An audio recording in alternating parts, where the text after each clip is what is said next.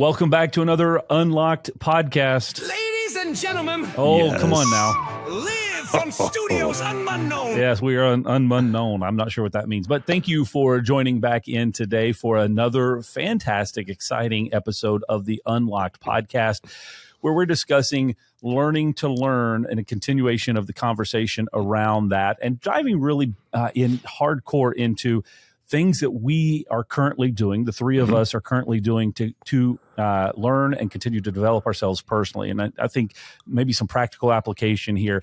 By way of introduction, my name is Chad Lingefeld. On with us is Tony Hokinson as well as Lars Johnson. We are three business owners from across the globe, international really, so to speak. From North Carolina, Minnesota, and Alberta, Canada. I would like to be referred to as the ever so polite. The ever so polite Lars. Thank you. Yes, because that's really a very, very practical explanation of. You know what? If AI knows more than, AI is never wrong. That's what I've learned. It was on the internet. I read it on the internet. Therefore, it's true. Yeah, exactly. It was AI right about the have wild card. You're definitely that. The enigma. Not that. I am so interested how it gathered all of the information. I think it's because we joke that he's polite. No, I think I'm just that polite. And for those that aren't familiar with what we're referring to here, Chad, do you want to mention where this little jingle came from? Yeah, we played the full jingle on the last episode, so you can go check that out. But Nicholas Rice, who is our fourth listener of the podcast. Yes, Mom, Dad, Nick. Yes. Cool. He sent us a message on LinkedIn and said, hey, I don't even know how he inserted all the information, but used AI to generate a jingle for us because we've been joking about having a jingle. And it turned out mostly good. It's great. It struggled with some of our last names, which is fair, but explanations around it, except for saying Lars was polite, was yeah. So anyway, thank you for joining us again today. Here's the thing that we've been trying to do with the podcast. We're three business owners from different sections of the world that are running businesses that we're trying to build to grow outside of just the limitations that we have, sustainable long-term businesses. And one of the reasons that we joined forces to create this podcast is to be able to share those experiences, talk about them, talk about what has worked well, what hasn't, what we're actively thinking and processing in real time, and just share it out with you. And it can provide several different elements. People ask these questions all the time around podcasting, and I love this form of media because in 5 years from now, we'll be able to come back and listen to these episodes or clips of these episodes and go, how wrong we were. How wrong we were, or that's where we were at that time. And look how far we've progressed. Yeah. I love going back and seeing clips of, the other podcasts and videos that I recorded 5, 6, 7 years ago and going, man, just appreciating the progress that has happened. So it's a great, it's a great form to capture that. Tony might have actually, if we're listening 5 years from now, he comes back, he might actually start implementing some of the stuff he's talking about today. Maybe. And make some decisions. That was a good idea. He's I should that's probably pretty ambitious. put that in. He's like, yeah, I think he just made that decision. So future Tony, good job making that decision. Okay, so peer groups. Let's talk a little bit about peer groups, and because there's a lot of them out there, and let's describe it too. Because is BNI a peer group? Where would you classify a peer group as? I think it depends on your role, but I would classify a peer group as being in a group of people with your peers. So the peers is an important word. Well, but wow, this is the kind of content people. So if I'm going to a BNI group that. and I'm going to a sales BNI group, but I'm in a business owner role, I would not classify that as a peer group. Now, if one of our sales guys goes to a BNI group and they're all in sales roles, I would classify that as a peer group. BNI is a networking group. It's a lead exchange group. Anyways, so I don't think it's a peer group. Sure. The point I'm trying to make is I think as a business owner, people listening to us, most of them are business owners. They should put themselves in groups of other business owners to learn from those business owners. It would be kind of how I'd sum up a peer group. Okay, That's so right. how do you find one? Where do you find them? Yeah. That's a good question. Wow, that was great. Okay, well, we got a lot of good insights there. Riveting content here I would today, say boys. that, I love it. There's many ways to find them. Okay, like what? Well, Google. trade associations. So the three of us all met at an industry conference, an industry event. We're not necessarily, I don't think we've ever actually been in the same peer group. You could call our conversations a peer group, technically. Yeah, I think we have an ongoing peer group. Yes. Although that would acknowledge that we're We've peers. never been in a peer group together. Let me argue that statement real quick. Yes.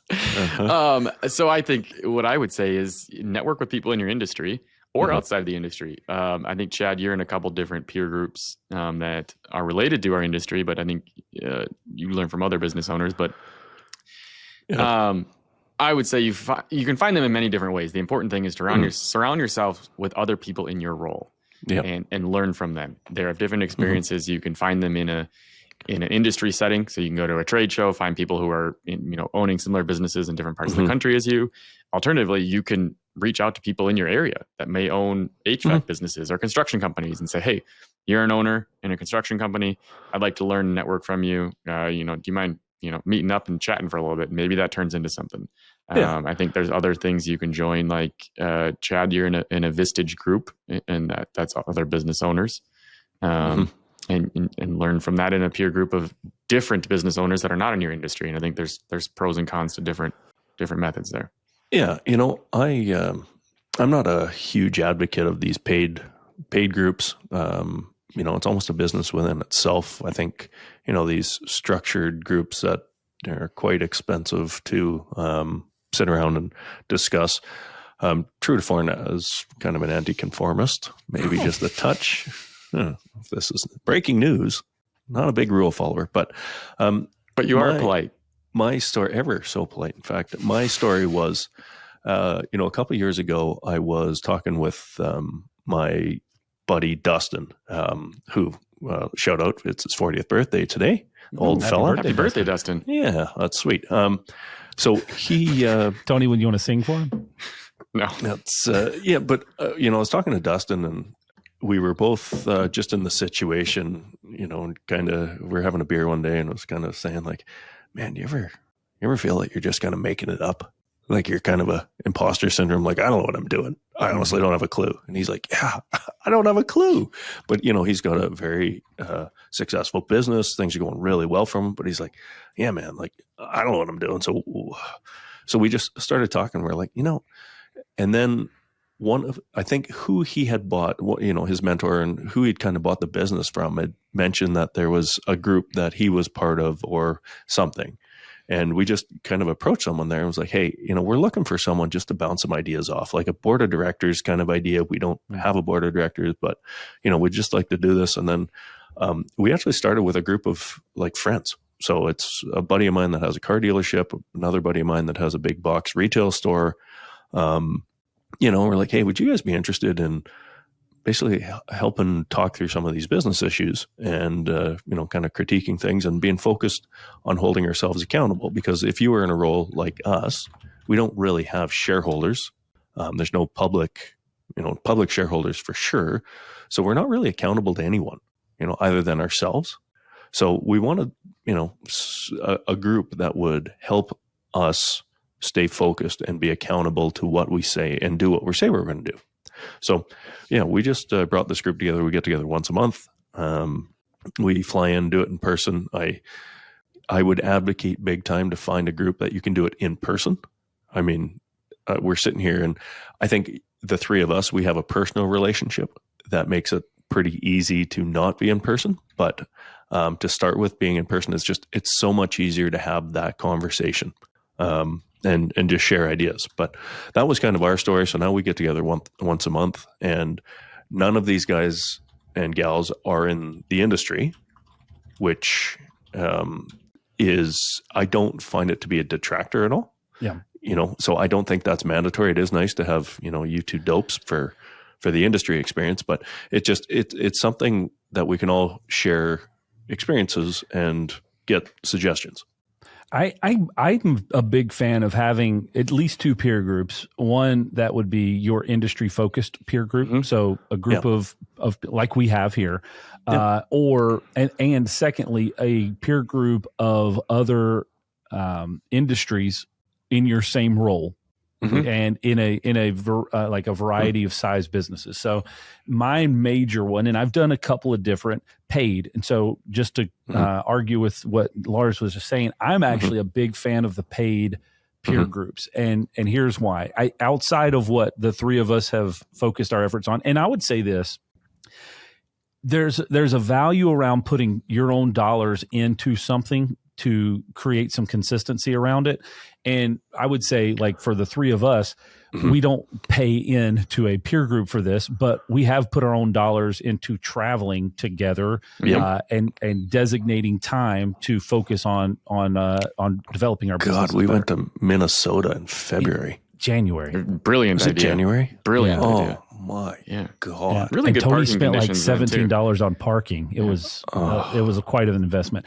So there was real dollars there. There's real time there. You know, we put dollars into travel and all that. But I have joined. I was a part of Entree Leadership, which is Dave Ramsey's business development group, whatever. For about 3 years, and it was very transformational for me. Now, caveats there, it was all virtual, once a month for like 90 minutes. So a very short segment of peer group.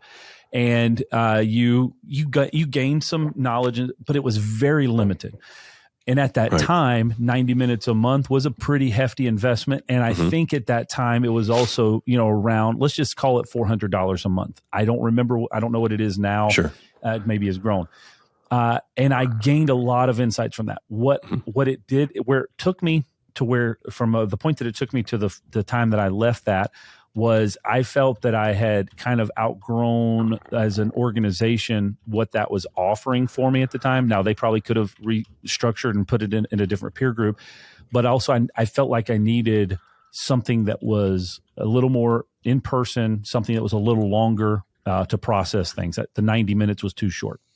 So, is that why you stopped doing that one? It was, yeah, because I just felt like it was just a quick taste, and then I got out of it, and then you got to get back into the business. Is that, Tony? Are you, like, I can hear you typing there? Are you typing into your peer group or what? Yes. That okay? Yes. Okay, I was just curious what that was. Yeah. I'm just writing down some notes. Oh. Oh. Are you implying that you're learning something here? Sorry, Chad, you were going to say something there. Well, I progressed over into Vistage now, which is a local peer group, and we meet once a month for a full day. So it goes from 8 in the morning until 3 in the afternoon. You said that's Vistage? Vistage, yeah. Okay. And then I also have a 90-minute one-on-one with a business coach outside of that a month. So I've got 2 major touch points every month. Which do you prefer? The group or business coach? Well, it has. They go hand in hand. Yeah, they go hand in hand. I get a lot of value out of the one-on-one business coach, but I get a significant amount of value from sitting with a group of other business owners in the same size business space for, what is it, 7 hours a day, 7 hours once a month. Yeah. Because and the reason I say that is, from outside the industry perspective, they're going to ask me questions out of pure, not ignorance, but lack of industry knowledge. So they're going to say, why do you do this? Like, why, one of the first things I had to present was some of our numbers and, kind of structure around what we do. And they're like, why do you do this? Where if I were to explain that to you guys, you would say, oh, I know why you do that, because I do the same thing. And so it really opened up conversation. Really beneficial, I bet. Yeah. And challenging of, why are we doing that? That's not, we've been doing it just because we have. Anyway, exactly. So there is a huge benefit in there. Again, investment of dollars, an investment of my time, because it's a group, right? And then you start to create those relationships in that group and learn from each other. Yeah. I was, you instantly made me think of, we're all part of the Medico, what's it called now? Asa Abloy Security Center Partner Program. The Asper, yes, that thing. But the classic Medico Security Center is what it was. Yes. Yeah. And now the Asa Abloy Security Partner Program thing rolls off the tongue nicely. So but we recommended and were champions for the peer group led portion of that. Yes. And maybe Tony, I was going to throw this one to you. Do you want to maybe talk us through a little bit here what we did, part of the 2X program? We had basically partnered up with other business owners in the program. Is Chad having a heart attack? Is there a medical event going on over there? I just can't wait to hear this. So, no, I can't talk when he's laughing. Oh boy. So, oh, I know why he's laughing, and it's really not that funny. So, I've been a part of 2 peer groups related to the Medico Security Center, Assa Abloy Security Center. Lars, you and I were in one. I think so as part of that program, people have been encouraging us to set up peer groups for years. And you and I started one with a handful of people a couple of years ago. And especially during COVID, that was valuable to talk to people and get to know them and just talk about challenges we're having and see how others are solving those challenges, right? So you're people that are doing almost the exact same thing. And typically they're dealing with very similar, if not the exact same challenges, and learning how they solve those challenges is very valuable. Chad, you started up a peer group during COVID with a bunch of mostly locksmiths, but anyone who wanted to join to talk about COVID-related challenges. And I believe that peer group might still be going today with some people.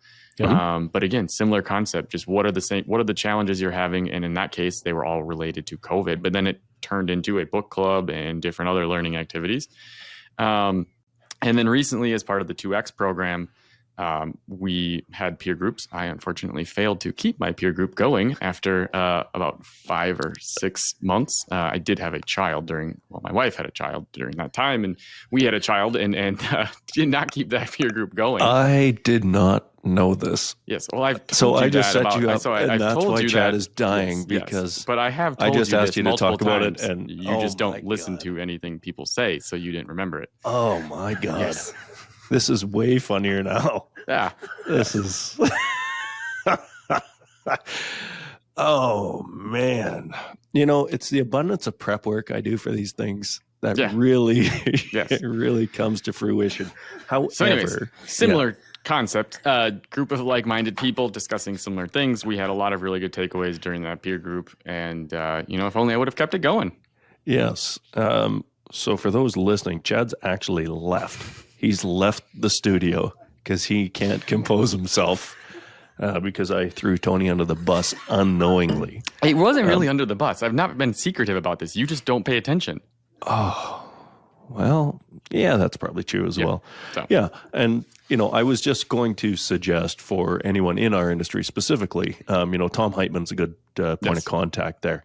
And Tom can set you up with any of these because, through the 2X program, which I'm not going to get into specifically, but, for me, sitting with 5 or 6 other business owners that were kind of in that growth phase and being able to share, we had one company that had 110 locksmiths in it. We had one company that had 5, right? But yet we were all facing those same challenges, which really made for some interesting dialogue. And I think we get a lot out of it. We continue to go through it. I've mentioned to you guys about amalgamating and creating, one group out of that because, well, actually Mike, who just reached out to us about the podcast, he's part of that peer group. And I think there's really a lot of value in it because, as much as we're all snowflakes and we're running individual business and no one will understand, turns out we're all having very similar problems. So, and this experience, we're not competing against each other where it's really people being genuinely trying to help each other. Oh, hey, how are you doing? How are you hiring? Where are you finding people? All of these challenges we have and being able to have that dialogue, that's certainly what the specific to industry peer groups are valuable for. Yeah. Well, I would say too, on the peer group side, it's a big element in there of accountability. So whenever the peer group becomes very valuable when all of the participants get there and they commit to making progress or commit to action. And so that's one dividing factor in a paid peer group versus a paid peer group is there increases a level of accountability and action associated with the things that you say that you're going to do. I'm interested, Lars, you don't like paying for peer groups. Chad, you strongly advocated for paying for peer groups. Why do you guys disagree? He's dumb. Mostly because smart. I'm right. Okay, so you guys said the same thing. So I mean, Chad made a really compelling argument. There's a level of accountability there. You get access to people that you normally wouldn't have access to, and if you pay for something, you're more apt to be accountable yourself. So Lars, why don't you buy that? Why don't you like that? I would agree with all that. In fact, I guess I have a beef with anything that is not what it seems. A peer group to me is about, the group. It's about sharing the information. Yes. And there are organizations that have turned this into a business. Yeah.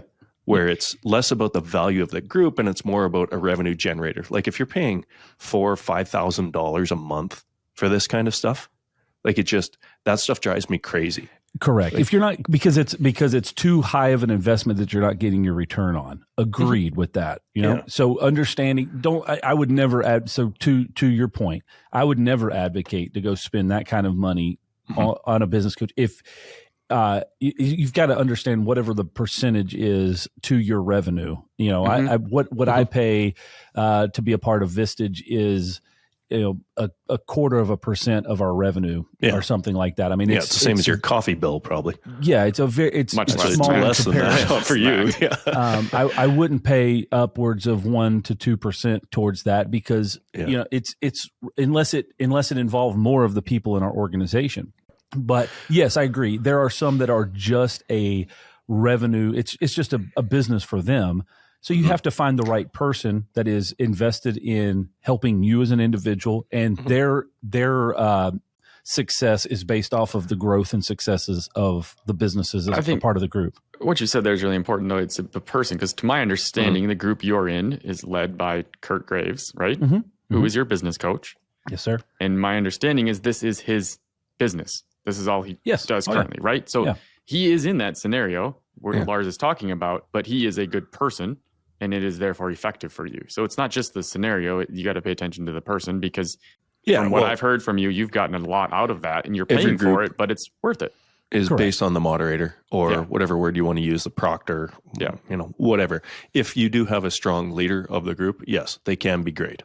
I just, I've taken part in a few that, there's a lot of these, the lead generators and all that crap. Correct, I just don't feel the value there.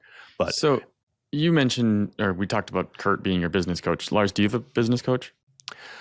So the leader of our business group that I was talking about earlier is a guy named Bob. That, some of without this business group and without Bob's ever so gentle approach, my business and my life would be completely different.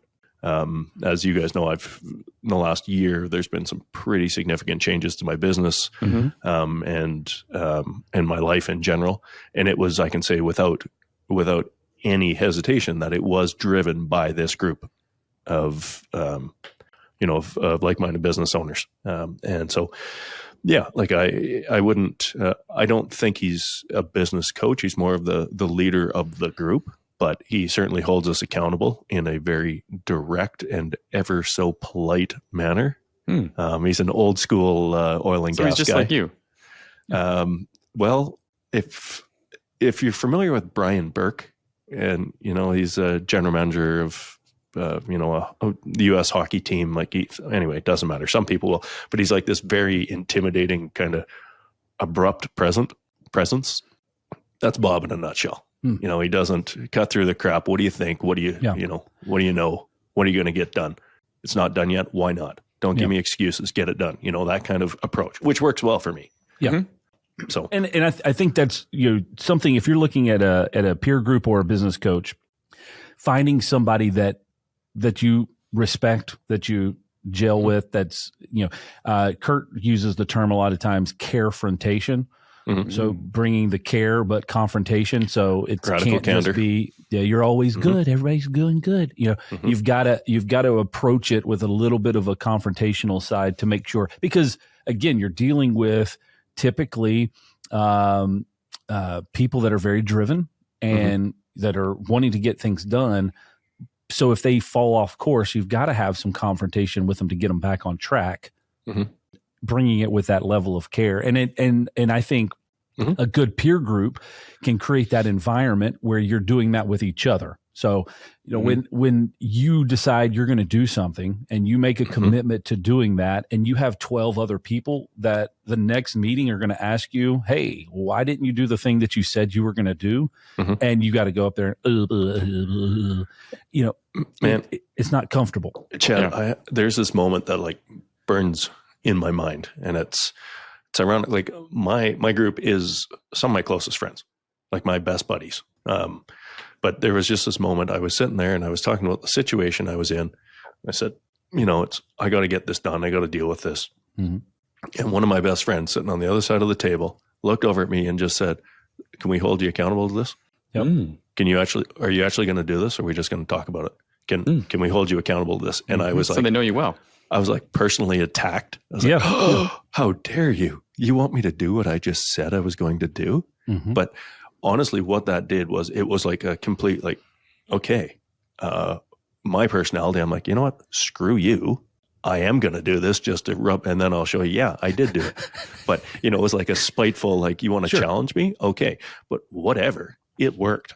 And and then I went in there the next month. It was like, it's done. I've been talking about it for 2 years, but it wasn't until I got challenged by one of my closest friends to actually get it done. So one of the things that we do in Vistage with, and I'm trying to make sure that I'm not divulging anything that is confidential, but it's part of the issue processing component. So you say, hey, I have an issue that I need help with from the group.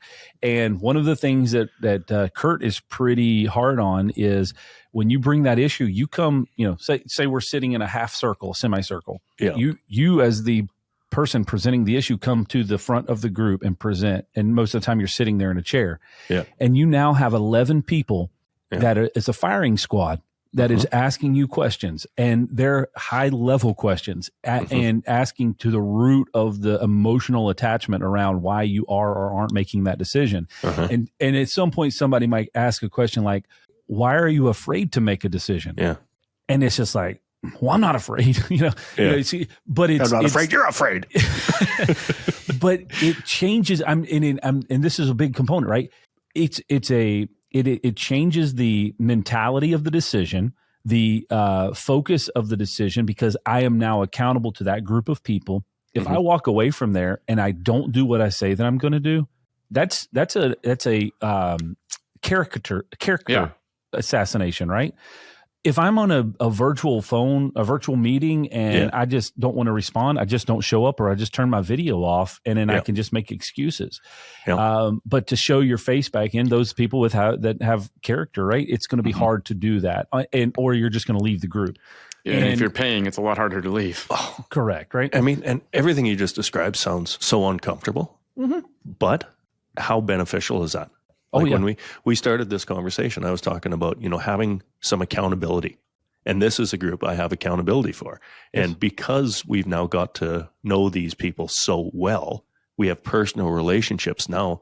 I don't want to look like a dickhead in front of these guys. These are my friends. So when I say I'm going to do something and they say, okay, are you actually going to do it, or are you just going to talk about it? It's like, ooh.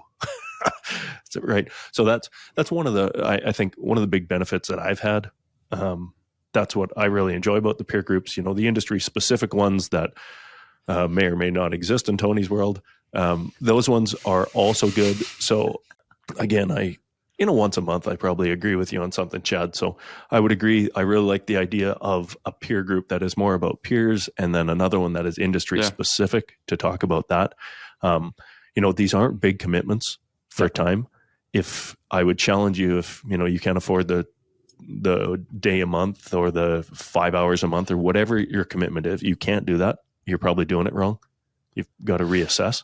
Yeah. And phase in, right? Because it's at different scales of your business. And I did the math literally. I'm less than 1/4% of my investment on a monthly basis to revenue. So it's you don't over invest in it. Yeah. Like I would never insinuate that. And if you need to start with a group of friends where that you can trust each other to hold each other accountable, but confidentiality is a big factor. Accountability, follow through, the ability to call people out when they fall off track. Those are really big elements of a peer group. It's not just sitting around talking and griping all the time. I think that's really what I get conflicted with a lot of times. If you create a group and it just is people that want to sit around and complain about something, Right. then it's not going to get you anywhere. It's not going to be beneficial. Let's turn that into action. Okay, so we heard you vent. Now, what are we going to do about it? That's really where you start to get some good traction. I like it. So what are we talking about next, Tony?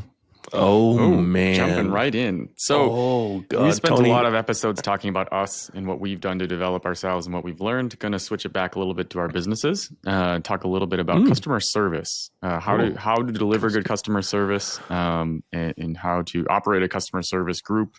How about the alliteration? What's the There's title no gonna be? alliteration this time. Just go into customer service. Yeah. Kind customer Just title's going to be customer service. customer service. Excelling at customer service. No alliteration. Just Oh, yeah. that's boring. Yeah. Sorry. Yeah. Boo. So Servicing customer service. no, terrible. No? Oh, okay. Wow. All right. So that's what we're going to be talking about next time. Tony is going to have a fantastic outline and agenda set up for us that we will completely ignore once we get started. Yeah, stop doing that because no one follows it. So Oh, So that's a little sad. ouch. Tony, well, I looked at your thing. well, yeah, I Whatever put a this lot is. less effort into it because no one even follows it. Whoa. Just a little outline. Poor Tony. Tony. Poor Tony. All right. If We'll some- look a at your listener- outline next time. If anyone works for a Kleenex company, please mail them up to Minnesota. All right. Well, we've got a couple of big things happening wherever we're at right now in these release dates. We have a couple of big industry events happening. ISC West is coming up, and there's something else happening too, I believe, but at least ISC West. So I believe all Onboarding. three of us are going to be there, right? New MSC member.